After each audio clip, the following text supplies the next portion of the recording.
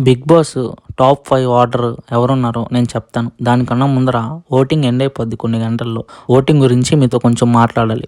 నాకు అర్థం కాని కాన్సెప్ట్ ఏందంటే, మీరెందుకు ఈడెట్లాగో ఫస్ట్ రాడు కదా! ఈడెట్లాగో సెకండ్ రాడు కదా! వీడికెందుకు ఓటేయటం? ఫస్ట్‌లో ఉన్నోళ్ళకి ఓటేద్దాం. సెకండ్‌లో ఉన్నోళ్ళకి ఓటేద్దాం అని అనుకుంటారు. మీరలా అనుకుంటారేమో గానీ, నిజంగా మీకు నచ్చినోళ్ళకి ఓట్లేస్తూ ఉంటే వాళ్ళ పొజిషన్స్ చేంజ్ అవ్వచ్చు. ఫోర్త్‌లో ఉన్నోడు సెకండ్‌కి రావచ్చు. ఫోర్త్‌లో ఉన్నోడు థర్డ్‌కి రావచ్చు. థర్డ్‌లో ఉన్నోడు సెకండ్‌కి రావచ్చు. లేదంటే ఫిఫ్త్‌లో ఉన్నోడు సెకండ్‌కి రావచ్చు.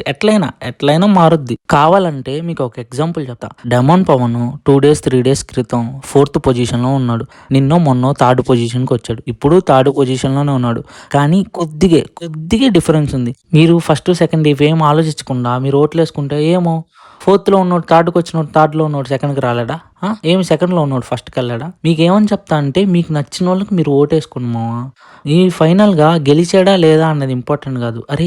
నాకు సంజన నచ్చింది నేను ఓటేసాను. నాకు డెమోన్ నచ్చాడు నేను ఓటేసాను. నాకు ఇమ్ము నచ్చాడు నేను ఓటేసాను. నాకు కళ్యాణ్ నచ్చాడు నేను ఓటేసాను. నాకు తనుజ నచ్చింది నేను ఓటేసాను. ఇలా ఉండాలి. ఫస్ట్, సెకండ్ రీల్స్‌లో ఎవడో రివ్యూవర్ చెప్పాడని మ్యానిపులేట్ అవ్వకూడదు. ఎండ్ ఆఫ్ ది డే అరే! నాకు వాళ్ళు నచ్చారు నేనేసాను అంతే. ఇది టాప్ 5 ఆర్డర్ చూసుకుంటే ఫస్ట్ కళ్యాణ్ ఉన్నాడు. సెకండ్ తనుజ ఉంది. థర్డ్ డెమోన్ ఉన్నాడు.